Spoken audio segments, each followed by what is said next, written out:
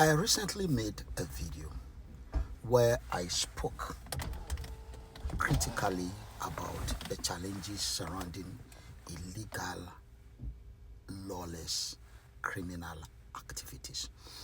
And coup plotting is one of these illegal, lawless activities. What makes coup illegal and criminal is that in the country where the coup itself took place, it is criminal. Why?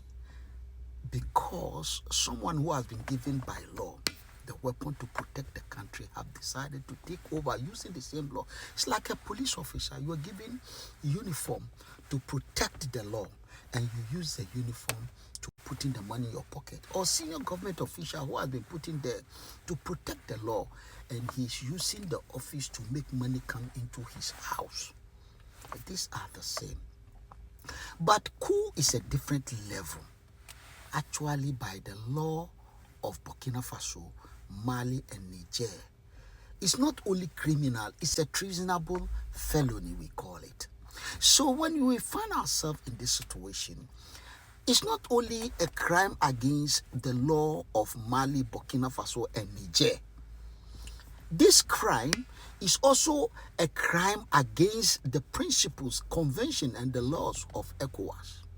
It's also a crime against the law of the African Union. It's also a crime against international law, because in international politics, that act is not accepted. Because he who comes by the sword, of course, is expected to live by the sword. It's not a good thing. It can get out of hand. Now, let me take your mind to the international law. Our national laws are not working. When I say national law, the laws of each of the countries of West Africa, they are not working.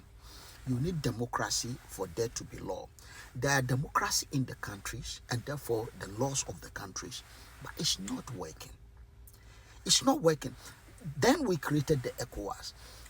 Today, as I talk to you, the ECOWAS work by international law.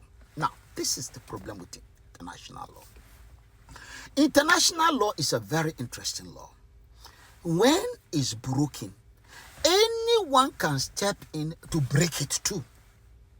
Yes, when you break international law, that is you violate international contract.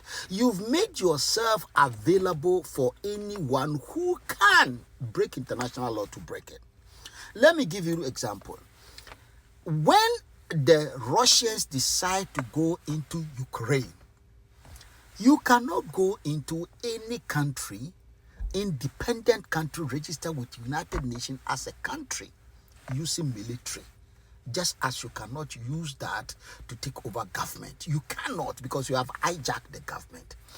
And when the Russians, for whatever reason, without going through the United Nations, and United Nations can choose to send military whenever there is a problem in any member state.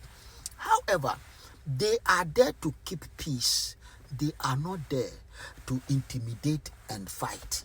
And sometimes it can be challenging, because there's problem either between countries or a problem within a country that need external force. You cannot go into another country by force. It's not allowed. So when Russia decided to go into Ukraine, Russia has broken the international law, because Ukraine is no more part of the Soviet Union. Russia is no more part of the Soviet Union. The Soviet Union doesn't exist. They are independent countries. Crossing the border, the international border, is violation of international law. That then allows Europeans and Americans came together saying that since you have broken international law, Russia go into Ukraine, they can also break international law. So they openly started sending weapons, which is illegal under the international law, to send weapons to people who are fighting war. They did it. It was done. The weapon sending to Israel is secret. Nobody knows. But the one for Ukraine is announced every day. Every day. The Europeans are announcing it, the Americans are, and they told anyone, any country who sent weapons to Russia is also breaking the international law, because Russia first broke the international law. And for international peace, you can't do that. Now, you will be forced to ask me, was there any time in history that Americans, in particular, in the modern day, when United Nations came into force, have broken international law? And my answer is yes. Remember, there was 2 Gulf War, first Gulf War and the second Gulf War.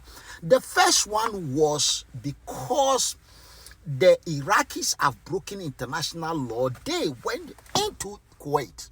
Yes, Saddam Hussein. So the Americans went to United Nations and get the United Nations forces together to go and reverse the process because international law has been broken. The next one is Afghanistan. Americans use that as an excuse to use the United Nations. They went into Afghanistan. That is understood, to go and put sanity there. And when they finish, they've left. But when you go to the second Iraqi war, America under George Bush Jr., whose father was there when the first Gulf War was fought, mobilized American forces with British assistance. They went into Iraq, and that is unlawful. That is unlawful. So as soon as they removed Saddam Hussein, quickly they went back, which is exactly what the Russians want to do, but it failed. All they want is change of government and move out. And eventually you see the Americans, by international law, have left. The problem we are having now, when you violate international law like you saw in Burkina Faso, Mali and Niger, their choice is to be in ECOWAS and help us to make ECOWAS into the ECOWAS of the people. They choose, they don't want that. They didn't only do a coup, which is unlawful internationally. They said they've left the ECOWAS. Leaving the ECOWAS has turned them into a big problem. Why? African Union cannot protect them. ECOWAS cannot protect them. So they are on their own. That automatically gives France, because when you break international law, you've given somebody else the chance to break the international law. So France have already started preparing themselves by air, by land, by everything necessary. See, their ships are already in Benin Republic, and they are also in Côte d'Ivoire.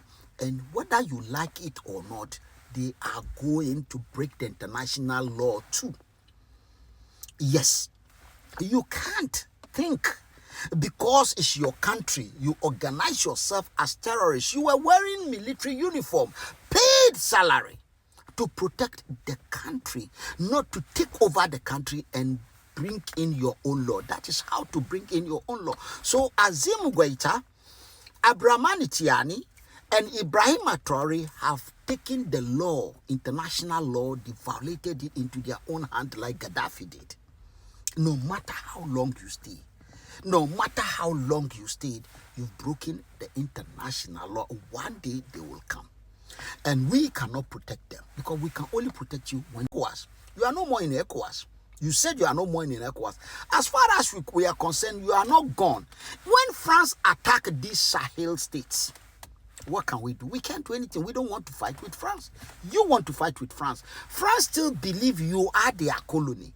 You can blame me. Most people are attacking me. They are insulting me. They are saying what they like about me. They call me coconut, white man in black man's skin. They said, I said, you cannot make a coup. You become illegal. And when you are illegal, you can't be illegal and sign a legal contract. So you see, these 3 people, as soon as they leave government, any country that goes into contract with them without collecting their cash, when they leave, the contract becomes null and void.